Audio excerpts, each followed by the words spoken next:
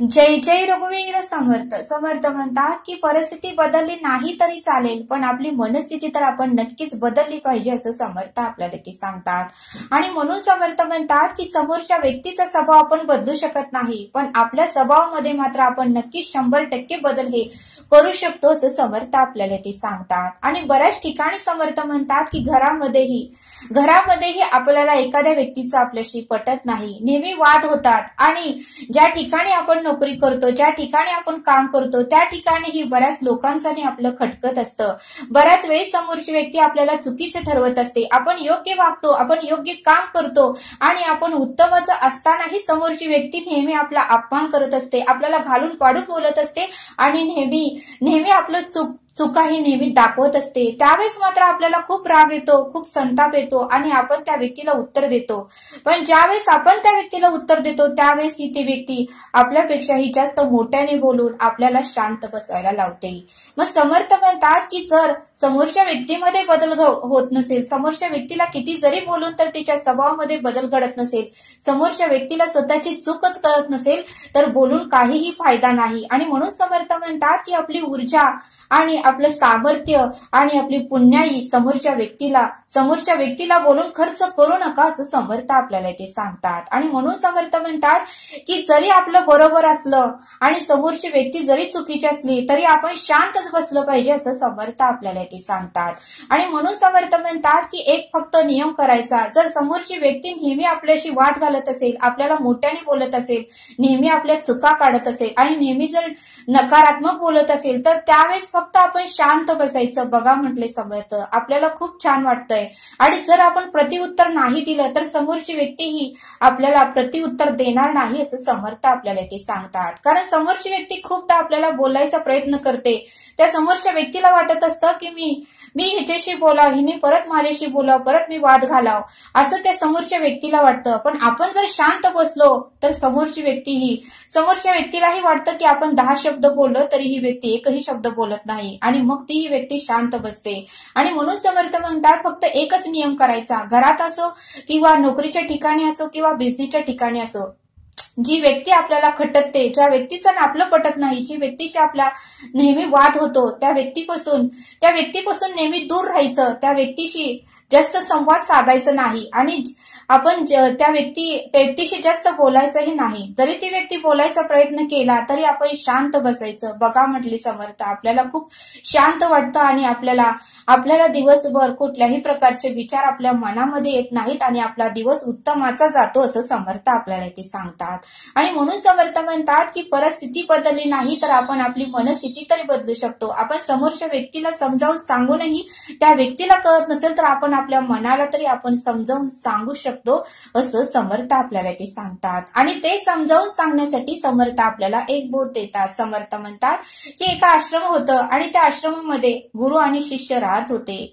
त्यावेळेस मात्र बरेच दिवस झालं ते आश्रम चालू होतं आणि गुरुदेव सर्व शिष्यांना उत्तमाचं ज्ञान सांगत होते, उत्तमाचं मार्गदर्शन करत होते आणि उत्तमाचं त्यांना सर्व काही ज्ञान देत होते. त्यावेळेस मात्र गावातील एक गरीब व्यक्तीला वाटलं की हे गुरुदेव आणि शिष्य किती उत्तमाचं राहतात, त्यांच्यामध्ये कधीही वाद होत नाहीत, हे उत्तमाचं सर्व काही शिक्षण घेतात, गुरुदेव हे उत्तमाचं सर्वांना मार्गदर्शन करतात, उत्तमाचा मार्ग दाखवतात. मग त्या गावातल्या व्यक्तीलाही वाटलं की आपणही थोडीफार या आश्रमासाठी दानधर्म करावं. म्हणून गावातील गरीब व्यक्तीने त्या व्यक्तीकडे 4 गायी होत्या, त्यातली एक गायी आश्रमाला त्यांनी दान केली आणि दान केल्यानंतर ती गरीब व्यक्ती आपल्या घरी निघून आली.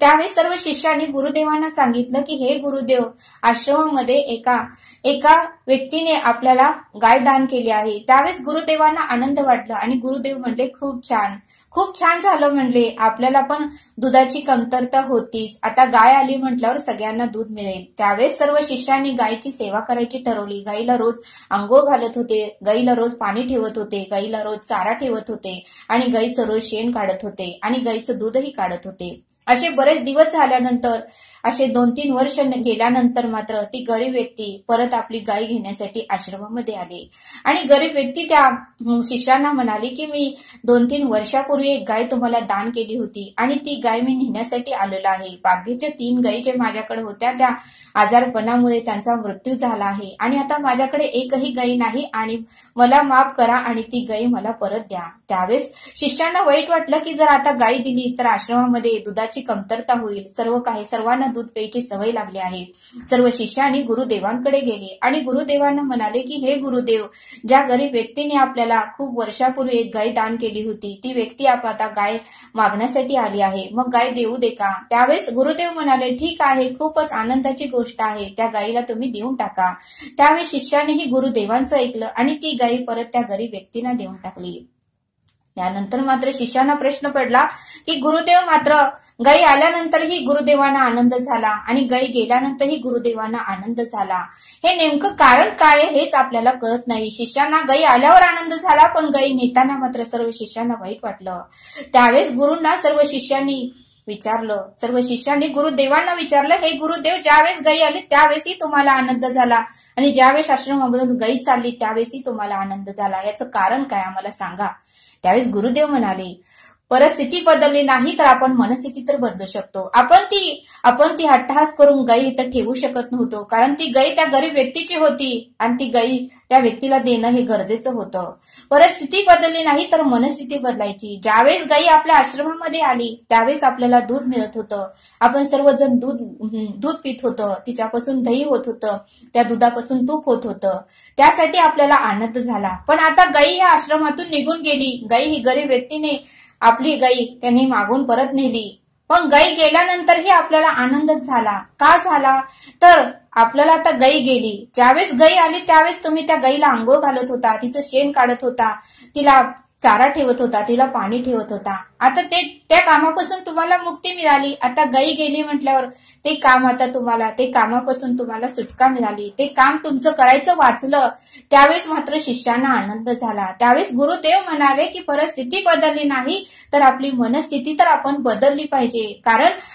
कारण परिस्थिती आपण बदलू शकत नाही, पण आपले विचार तर आपण नेहमीच नक्कीच चांगले करू शकतो, असं गुरुदेवांनी शिष्यांना सांगितलं. मग समर्थ म्हणतात या बोधातून आपल्याला हे शिकायला मिळतं, आपण परिस्थिती बदलू शकत नाही, आपण समोरच्या व्यक्तीला बदलू शकत नाही, समोरच्या व्यक्तीचे विचार आपण बदलू शकत नाही, पण आपण आपल्या स्वतःमध्ये तर 100% बदल करू शकतो. आपण आपल्या स्वतःमध्ये तर आपल्या मनाला तर समजून सांगण्याचा 100% प्रयत्न करू शकतो, असं समर्थांनी आपल्याला इथे सांगितलं. आणि म्हणून समर्थ म्हणतात की समोरच्या व्यक्तीचा स्वभाव नाही बदलला तर आपण आपल्या स्वभावामध्ये तर नक्कीच बदल केला पाहिजे आणि आपलं आयुष्य सुख शांतीने आणि समाधानाने आपण जगलं पाहिजे, असं समर्थांनी आपल्याला इथे सांगितलं. तरी आता इथेच थांबूया. धन्यवाद. जय सद्गुरू.